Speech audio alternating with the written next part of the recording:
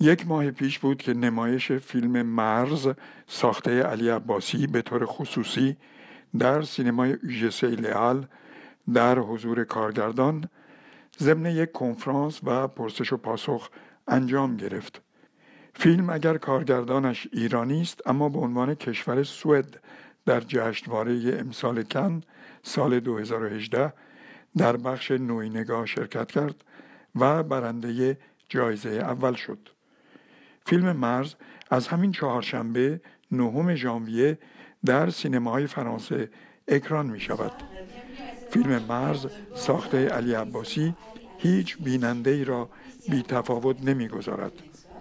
این گزارش در واقع به جز تأیید و احترام به کار کارگردان موضوع دومی را دنبال نمی کند. نقد فیلم کار متخصصان است که همگی آن را ستودند. قصه ای ناباورانه و هشدار به همه انسان‌ها.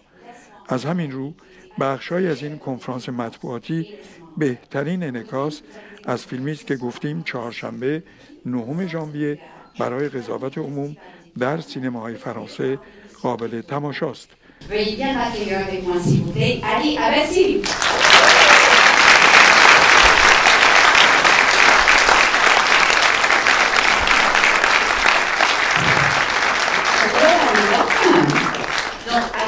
About the Q&A. Donc, après le film, restez bien où vous êtes, puisqu'on va faire un Q&A, une question-réponse avec Ali. Et même lui, il a envie, il m'a dit de vous poser des questions. Donc, restez bien là, ça va être assez intéressant comme échange.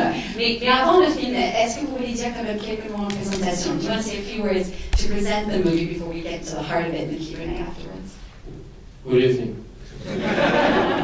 قبل از نمایش فیلم، علی عباسی در جمع حاضران گفت زن در این فیلم مشکلی دارد و به اولین تماشاچی که این مشکل را بشناسد یک اسکناس به مبلغ 20,000 تومان ایرانی جایزه دارد و این اسکناس امانت نزد این خانم. برای آنکه به حال و هوای فیلم نزدیک شویم ابتدا به تیزر یا همان پیش پرده فیلم توجه کنید.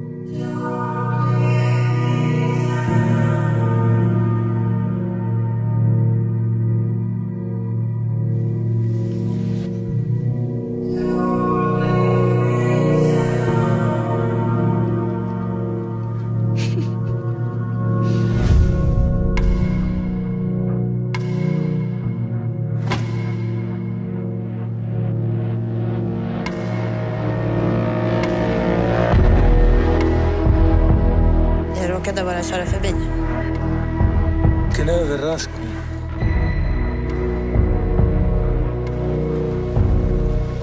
När jag var liten trodde jag att jag var något speciell. Sen blev jag vuxen och fattade att jag är bara människa. Du är en konstig människa med kromosomfel. Det är väl inget fel på dig.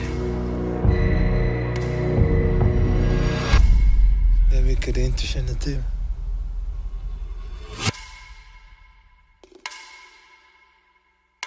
Var fick vi det där? Det här.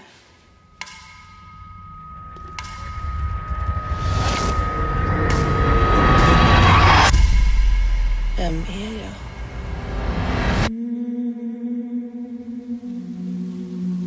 Du ska inte lyssna för mycket på vad människor säger. I hela mitt liv så var det ingenting.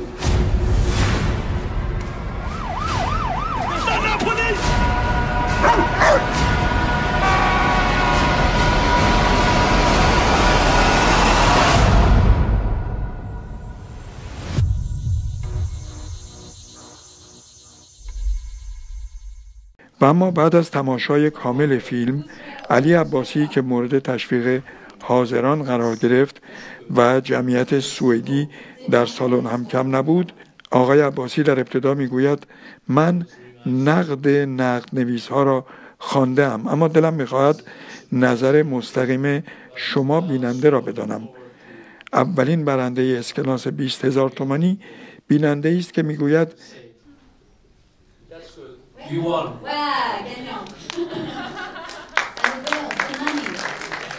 این زن تا به حال سفر نکرده است.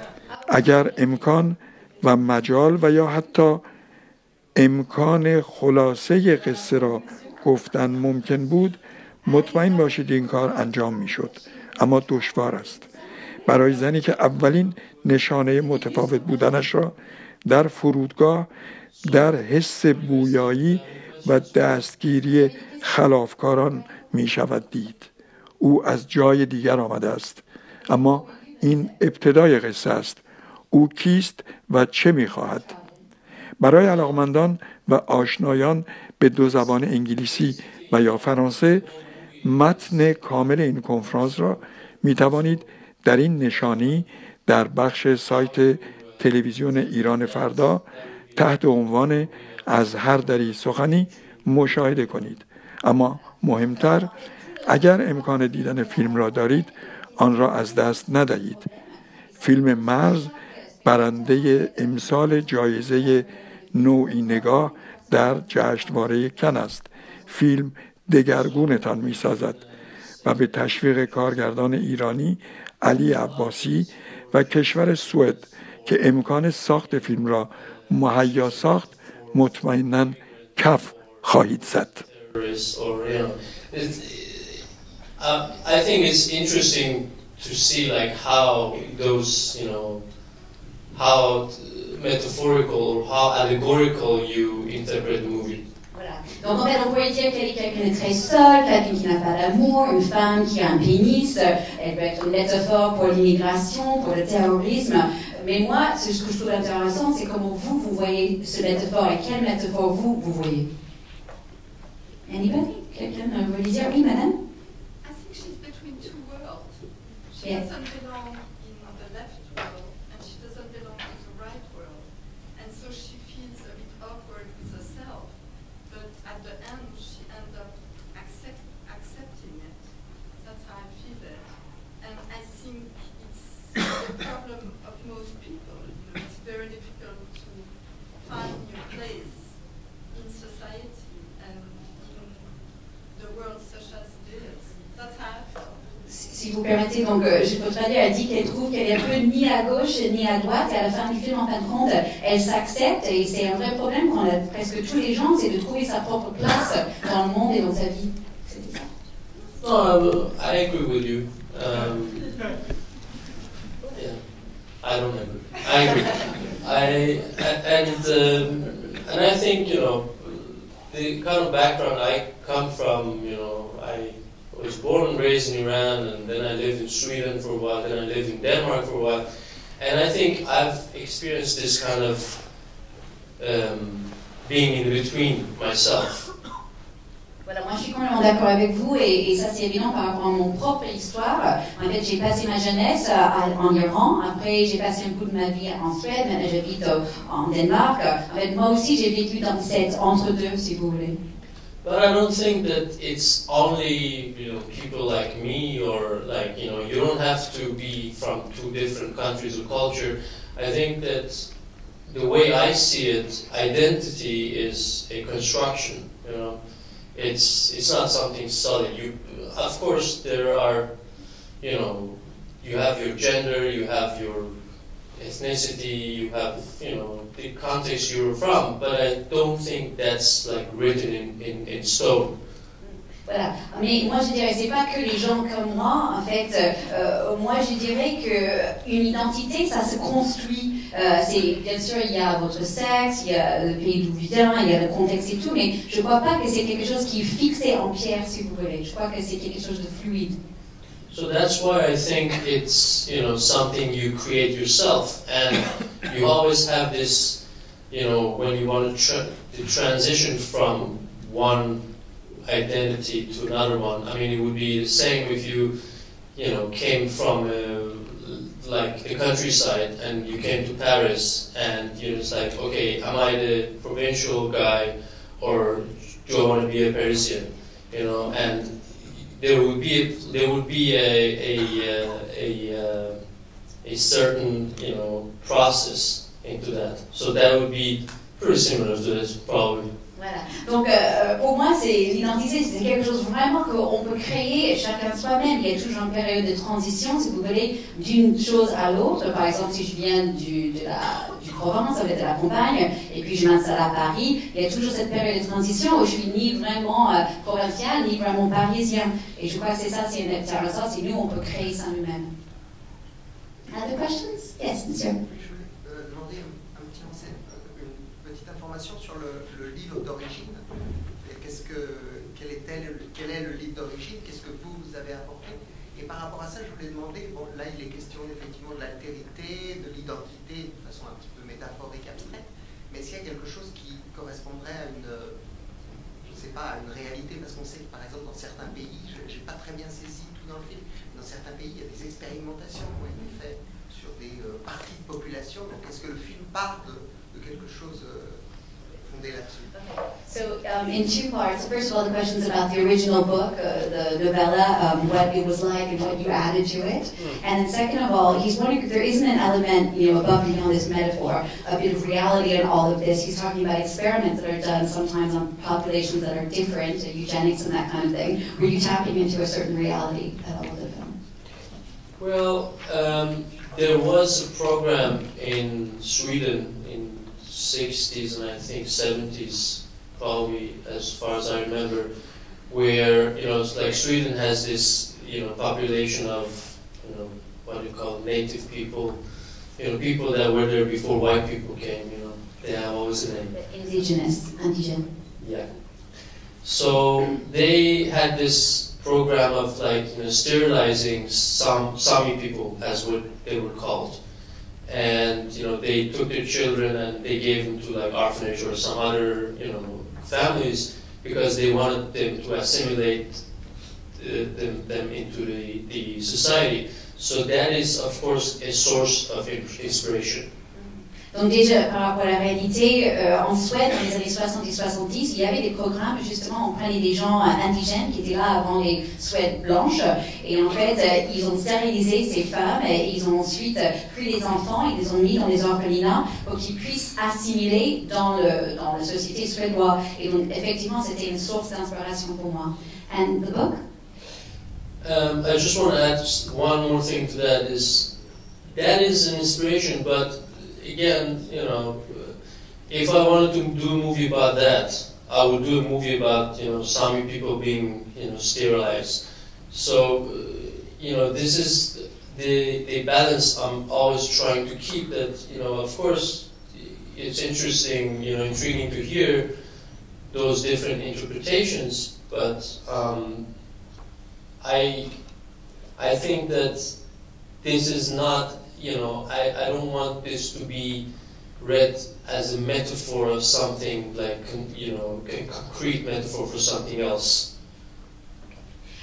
Oui, mais ce que je voulais juste ajouter sur ce premier point, c'est que c'est vrai, c'était une source d'inspiration, mais si vraiment je voulais faire un film à ce sujet, j'aurais fait un film à ce sujet, sur la stérilisation, etc., qui n'est pas le cas. Donc pour moi, il y a vraiment un équilibre à trouver.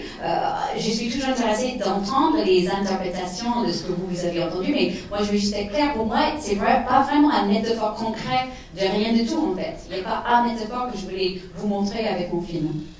As for the book, how many of you guys have seen Let the Right One In? Have many of you seen the previous Swedish vampire movie? Laisse-moi You entrer. really have seen it. Yeah. Okay. So I saw that when it came out. You know, it was like, you know, probably late 2000, something like that. And I was intrigued by the movie, and you know, I started looking into Nowعی Lindqvist's the author's work, and from there, you know, I started, you know, I found eventually, to make the story short, I found this novel that I liked, and the reason is that you know, it's a really strange novella, because it's this strange combination of like high brow and low brow, so to speak. Voilà. Donc, en fait, pas pour le livre, donc j'avais vu le film Laisse-moi entrer à la fin des années 2000 et j'ai vu le film, j'étais intriguée par le film et j'ai entendu parler de cet auteur, donc j'ai du mal avec le nom, Jon Evid Lundqvist, et je me suis dit, donc justement, je vais essayer de lire ce qu'il a fait. Donc j'ai commencé à bouquiner, etc. Et j'ai trouvé cette petite nouvelle qu'il avait écrite. Et ce que j'aimais bien, c'était vraiment un mélange entre ce qu'on appelle le très intellectuel et aussi très populaire à la fois, highbrow and lowbrow. So on one hand, you have this, you know, Tina, the main character, her existential angst, anxiety, and pain, and you know, it's like her loneliness, and you know, a lot of it is written in diary form, and it reads like high literature, so to speak. On the other hand, suddenly she's a troll, and suddenly she can like, you know, like get stuff, and suddenly like strange babies coming out of them, and so forth. And I think the tension between those, like, so to speak, low-brow elements and the other ones was what really intrigued me. Voilà. Donc on prend la personnage de Tina, en fait c'est quelqu'un qui a cette angoisse existentielle, c'est quelqu'un qui est très seul. Dans la nouvelle, elle écrit comme un journal intime. Donc toute cette partie-là, c'était un peu partie littérature, si vous voulez, pure. Et puis à la fois, c'est un drôle. En fait, il y a un mec qui accouche un bébé dans le bois. Donc il y avait ce côté un peu plus popu, un peu plus genre, si vous voulez. Et donc ce que j'aimais bien, c'était la tension entre ces deux mondes. So it was like Madame Bovary meets Incredible Hulk, you know? Comme Madame Bovary, c'est ça, Madame Bovary? Voilà, qui rencontre le Hulk, donc j'aimais bien. Voilà. Une autre question? Voilà, ici? First of all, congratulations about the movie. It's weird but awesome, so... my question is about... Il y a un microphone ici. Yeah. You can hear me? Okay. Yes. Clear. Thank you. It's about the writing of the movie because you wrote it with the author of the original book. And how was it? Because it's his baby, so was it open when you provided new ideas, or it was conflict, and from conflict the fire came, or I don't know. Donc voilà, la question c'est justement sur le fait qu'il a coécrit le scénario avec l'auteur de la nouvelle. Et donc comment ça s'est passé? Est-ce que c'était plutôt paisible ou plutôt conflictuel? Yeah, so first time I went to Jon's house, it's like he has a house in the middle of the forest, actually. So it's strange. It's actually pretty much like Tina's house, with the exception of it's by the water. And, you know, I didn't know what to expect, and I went in, and you know, he was also like nervous and strange and awkward, and I was like, okay, this is not going to go down well. Voilà. Donc en fait, la première fois que j'ai rencontré Egoren, je suis allée à sa maison. Il habite dans un forêt. C'est un peu comme la maison de Tina que vous avez vue, sauf c'est à côté de l'eau. Et en fait, je suis allée, je ne savais pas trop comment ça allait se passer. Et même lui, de son côté, il était un peu angoissé, bizarre, un peu nerveuse. And then, you know, we started talking, and you know, we started talking about different ideas, and you know, very, you know, quickly we realized that we have a lot of things in common. So unfortunately, not much drama there. And then, you know, we started working on the script, but there was this point where, you know, Jon told me that, okay, you know, I put what I knew about the script, and, you know, if you want to change it or modify it, whatever, be my guest. But, you know, I'm not going to be part of that process. Donc, on a commencé à parler, etc. On a échangé des idées et tout, et très bientôt, on s'est rendu compte qu'on avait beaucoup de choses en commun. Donc, il n'y avait pas beaucoup de conflits. Mais à la fois, il m'a dit, en fait, quand Ali était en train de travailler sur le scénario, Jon lui a dit, en fait, moi, je vous ai tout donné avec la nouvelle. Si vous voulez évoluer, faire changer les choses, moi, je ne veux pas ajouter ça. Donc, ça c'est que sur vous. And from that point, you know, we did some changes into the story, and, you know, one of the major ones being the whole crime plot, which was not in the novella. And I think, you know, what is really good about Jon is that he understands this process of, you know, the script writing process really well, and he's not very precious about it. And, you know, I would say it's been a real pleasure working with them, you know. So honestly, I don't have anything bad to say. Unfortunately, no dramas. Malheureusement, pas de conflit. J'ai vraiment rien de méchant à dire. Tout ce que je peux vous dire, c'est qu'à partir du moment qu'on a commencé à faire les changements dans l'histoire, et juste pour la petite histoire, lui, il a ajouté toute le partie crime avec la pédophilie et tout ça. Ça, c'était ajouté, c'était pas dans le nouvel. Mais ce qu'il a dit, il aime bien chez Hugon, c'est qu'il comprend la procédure de faire un scénario. Il n'est pas quelqu'un de précieux, en fait. Et vraiment, c'était un vrai plaisir de pouvoir bosser avec lui. Pas de conflit du tout. I think people are leaving, we should talk about sex. Ok, ah oui, yeah, ok. Vous voulez parler de la scène de sexe? Parce qu'il dit que les gens sont en train de partir. Non, une autre question, alors voilà. Monsieur?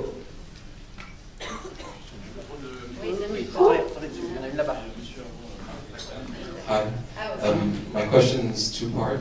First of all, how accurate is the translation border from the Swedish title?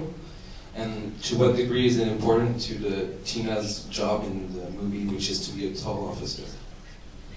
What's important? The title is important to her? To what degree does it relate to her job in the movie? Donc voilà, la question en fait sur le titre frontière, est-ce que c'est une vraie traduction proche de titre original? Et est-ce qu'il peut parler un peu du boulot de Tina en tant que douanière et qu'est-ce que ça, le lien que ça a avec le concept de frontière? So, I think the Swedish word gräns, it maybe has also a connotation of borderline, which is, you know, it's like borderline of being awake and being conscious, or being, you know, sleep. You know, it's like this middle, being in the middle, you know, state, which is probably not a border. Honestly, I didn't find a good English, you know, better English translation for that, so we settled for it. As for, you know, if her job or how important her job was, I think my interpretation this is from novella, obviously, is that it's kind of it's really like a pun, I think. It's like she is the gatekeeper. She is like the one. It's like there is a pun actually in Swedish because when you say border control, I don't take responsibility for that. It's John's. But I think that this whole idea of she is the gatekeeper for humanity in a way, and she finds out that she is not one of them. And she also has this thing that her function in human world is like the function of a dog, really. It's like she has this, in the novella there's this little episode that we actually cut out from the movie, where at the end of where she quits and, you know, goes from her job, she comes back one last time and she says like she's being substituted by like a sniffing dog. So those are, I think, the underlying. Ok, donc par rapport au titre, en fait, en suédois, le titre Gräns, il y a plus l'idée d'être un peu entre deux mondes, si vous voulez, comme borderline, on dit en anglais. C'est comme on est presque éveillé, mais pas encore, un peu dans une zone grise. Donc, on n'a pas vraiment cette notion dans le mot border, frontière, mais elle dit qu'ils ne pouvaient pas trouver une meilleure traduction en anglais, donc ils l'ont pas fait. Et quant à son travail, en fait, ça aussi venait du livre, et en fait, il y a une sorte de jeu de mots avec le mot en suédois, et c'est comme si Tina est une gardienne entre deux mondes, encore une fois, et il y a encore une fois ce jeu de mots en suédois avec border et contrôle, le fait de contrôler la frontière. Et donc il dit pour lui, Tina c'est vraiment comme la gardienne de l'humanité, et puis elle se rend compte bien sûr qu'elle n'est pas humaine, et donc du coup elle est presque comme un chien dans ce propre monde. Et il raconte une petite anecdote dans la nouvelle. Il y a une scène qui était obligée de couper dans le film, et c'est dans la scène après qu'elle quitte son boulot, elle est remplacée par un chien, pour encore bien montrer cette notion qu'elle n'est pas vraiment humaine, elle est autre. Sounds a lot in French. Une autre question? Oui, voilà, pardon, monsieur. Oui, nous avons donné le prix de la meilleure création sonore pour ce film, avec Régis Varnier, avec Jean-Claude Casatsu et d'autres membres du jury, parce qu'il y a dans ce film, en fait, un son, et j'aimerais bien avoir l'avis du du réalisateur, un son qui ne s'impose jamais. Et je ne sais pas si vous l'avez remarqué, c'est quelque chose d'assez étonnant.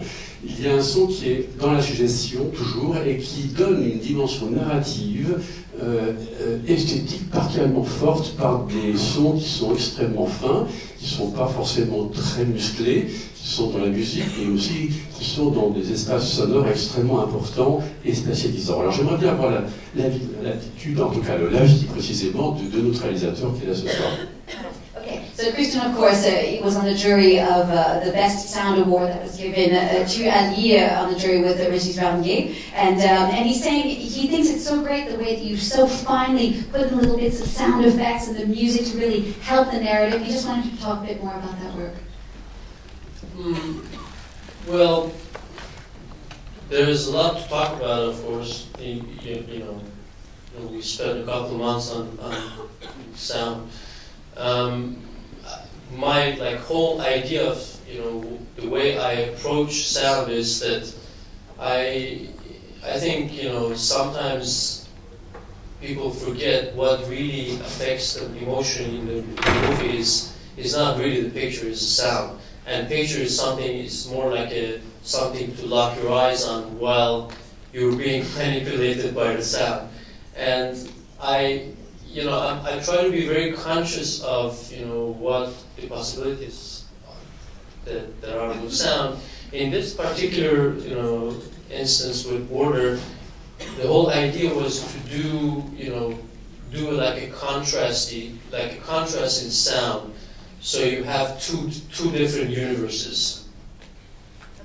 Donc voilà, on a travaillé plusieurs mois en fait sur le son et pour moi l'idée c'était vraiment que les effets sonores, c'est ça qui apporte l'émotion. C'est pas ce qu'on voit, mais c'est vraiment à travers le son. Et pour lui il dit les images, on fixe un peu les yeux dessus, mais vraiment c'est le son et la musique qui est en train de manipuler nos sentiments. Et il dit pour lui quand il essaie de créer cette bande sonore, il voulait vraiment avoir un contraste et créer deux univers très différents.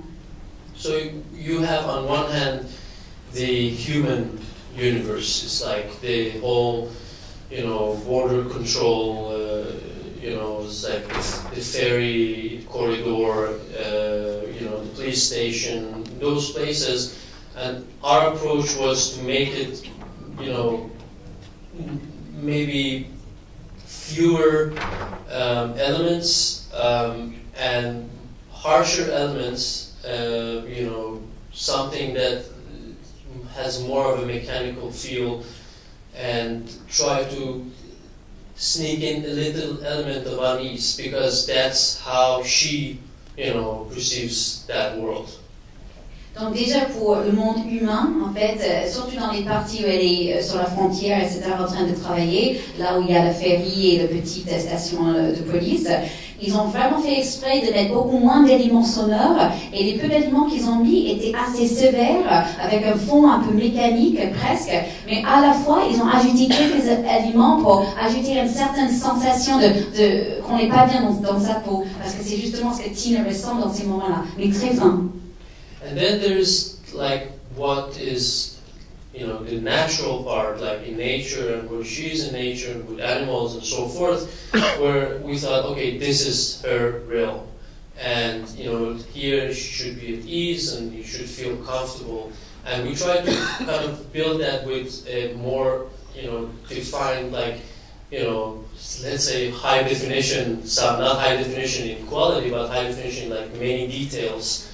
And build it up from something that is more natural, more organic from the base of the sound, and kind of you get this feeling that you're surrounded by a lot of nice, detailed, definition, and that would be, again, I thought that's how she perceives this nature. That is, she's even more aware of that than like a normal human being, so to speak.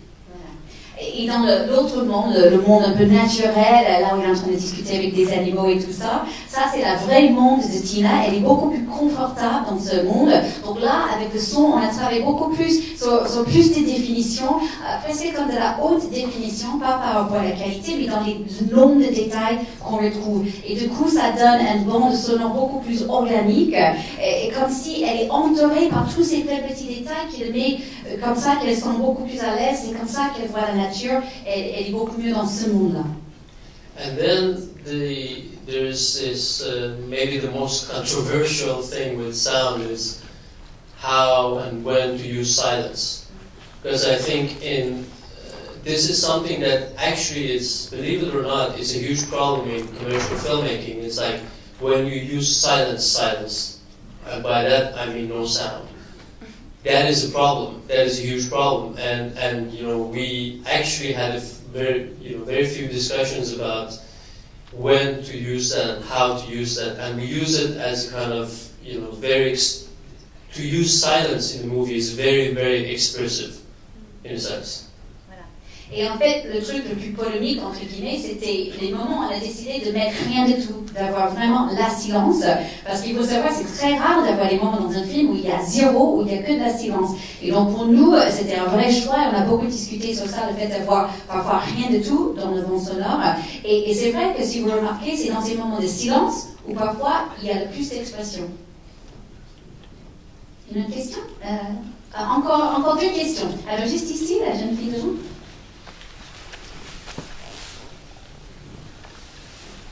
Good evening. So it's more of a remark than a question, because you said you wanted some. I was just thinking, besides all the allegory we're talking about and the theme of identity, for me, I think that what I remember is that in fact it is a love story. Like it's the story a story of a loss of love. And because if you think about it, she finds a relationship in which she finds joy and peace, like we can clearly see it. And yet, when she realizes that she disagrees fundamentally with him, she just maybe that's the also meaning of the title. You see, like. It's rather that she doesn't want to cross, to follow him against her real intentions. So yeah, for me it was more about a personal story than allegory. Donc elle disait en fait c'est une histoire beaucoup plus personnelle qui parle de l'amour, le fait d'avoir perdu l'amour et le fait que Tina trouve cette relation, il y a la joie et la paix et tout, et puis en fin de compte il y a un moment où pour elle, non, il faut qu'elle stoppe, et là elle dit aussi peut-être il y a un lien avec le titre encore frontière, parce qu'elle ne peut pas passer cette frontière pour aller vers cet amour, parce que ça ne va pas du tout avec qui elle est profondément. Well, I'm happy you brought it up because that's also how I look at it, and you know, now I look at it as like one person in the audience. You know, it's like I don't have the key necessarily, but that's how I like to look at it. And you know, people were asking me if you have like a short pitch for this, or how did you told people what it is. I would say it's a love story for ugly people. You know. Donc elle dit que ça le rend très heureux parce que lui aussi il aime bien cette notion de l'histoire d'amour, il aime bien regarder ça comme ça, et souvent les gens lui disent alors s'il fallait faire un pitch sur ce film ça sert à quoi, et il dit ça sert à une histoire d'amour pour les moches. Well, you know, think about it, you watch any random, doesn't even have to be American, you know, really any TV series, and it's like you see a crime procedural something, and you know there's a scene with a lab girl, and the lab girl looks fabulous. You know, it's just like she looks fantastic. She's like a photo model. And the reality is not that, you know, anybody who's seen being in a lab know that people doesn't look like they're in a lab. And I thought, why is it that we have to adhere to a strange, you know, aesthetics or beauty ideal when the reality is very different? And why is it that it's such a problem to show less than perfect people have also feelings, also have a romantic life? So that was a kind of starting point for it. Et donc, il dit aussi, si on regarde n'importe quel feuilleton ou série télé, par exemple, un truc sur les crimes, ou voilà, comme FBI porté disparu, il y a toujours une fille qui bosse dans un laboratoire, mais elle est super glamoureuse, et comme un mannequin et tout, et il dit, si jamais vous êtes allé dans un vrai laboratoire, vous saurez que les gens sont pas comme ça quand on les voit, en fait, la plupart du temps. Donc, il s'est dit, pourquoi on est obligé de suivre ces notions de la beauté partout dans tous les films quand la réalité est tellement différente, et pourquoi c'est si difficile pour nous de montrer les gens peut-être moins que parfaits dans les situations d'amour et tout ça. Donc c'est quelque chose qui l'intéressait et qu'il avait envie de montrer aussi. Et une petite dernière question. Ce sera une last question. Anybody? Yes. Voilà. Et un petit micro ici. Juste une demande. Je voulais d'abord félicitations. Ce film est une femme, quelque chose d'absolument extraordinaire. Et j'aurais aimé savoir comment vous avez choisi les acteurs qui sont extraordinaires de ce film, l'homme et la femme. Okay. Just a few words on the actors, how you chose them, and she finds them so fantastic in the roles. Well, she's pretty good, isn't she? Elle est vraiment très bien, il dit. Tina, celle qui joue Tina. No, I think Eva Melander, who plays Tina, she's an excellent character actor, and she's been doing a lot of really strange parts. And I think what she really likes is this. I think she likes transformations. You know, just to give you an idea, after this she was doing theater. She was doing Richard III. She was the Richard, you know, and she looks even worse than this actually. Voilà. Donc quand Eva Delander qui joue Tina, il dit en fait elle c'est vraiment une super comédienne, mais surtout quand c'est pas les premiers rôles, c'est plutôt les deuxièmes rôles un peu décalés, un peu bizarres. Et il dit qu'elle aime bien jouer ces rôles un peu étranges. Et ce qu'elle aime surtout c'est la transformation. Par exemple juste après ce film, elle a fait une version de Richard III, de Richard III, je sais pas comment on dit en français, de Shakespeare. Et en fait où c'était elle qui jouait Richard, et elle était encore plus moche que dans ce film. The way I work with actors is that it takes me a lot of time to choose actors. You know, it's like we were almost 1.5 years something in casting process for Order, and the reason is that I think like 80% of my job is choosing people, and I can't make anybody better than they are. You know, I can make him worse, of course, but I can make him better. So, and you know, I tend to give him a lot of freedom. So it's absolutely important who I choose. Donc, il dit la façon dans laquelle moi je travaille avec les acteurs, c'est que je prends beaucoup de temps à caster les acteurs. Ils ont mis 18 mois pour trouver les 2 acteurs principaux dans Border. Et la raison, c'est parce que pour lui, le travail à l'écran, c'est 80% son choix d'acteur dès le début. Et puis, il ne peut pas faire plus que ça. Lui, il dit, il ne peut pas le rendre encore mieux. Il peut le rendre encore pire, éventuellement. Mais il dit, il leur donne beaucoup de liberté. Donc, vraiment, tout se joue dans les castings. In this case, I think the most important, or one of the most important qualities of Eva that actually made this film possible was her patience.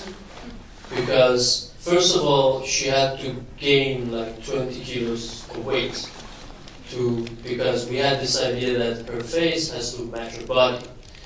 Then she had to sit through like 4 hours of makeup every day in the morning and 1 hour to take it off. And then there were like numerous occasions where she had to be, you know, in all sorts of, you know, crazy situations and cold and whatnot. And I think if it wasn't for her patience, we wouldn't have a movie. It's as simple as that. Il dit, moi je dirais, la qualité la plus importante d'Eva, l'actrice, c'était sa patience. Et si on n'avait pas eu sa patience, ce film n'aurait jamais été fait. Parce qu'elle était obligée de prendre 20 kilos, parce qu'on voulait que justement son visage est raccord avec son corps. Donc ça c'était très important. En plus, il fallait 4 heures de maquillage tous les matins, 1 heure de maquillage à la fin de la journée pour tout enlever. Et puis en plus de ça, pendant plusieurs scènes, elle est en train de faire des choses dingues dans le froid, etc. Donc si Eva n'était pas quelqu'un de patiente, ce film n'aurait jamais été fait. So I think Robert De Niro has something to match up now next time he gets fat. Donc Robert De Niro n'a rien à voir avec Eva Melander. Ali, thank you so much. Thank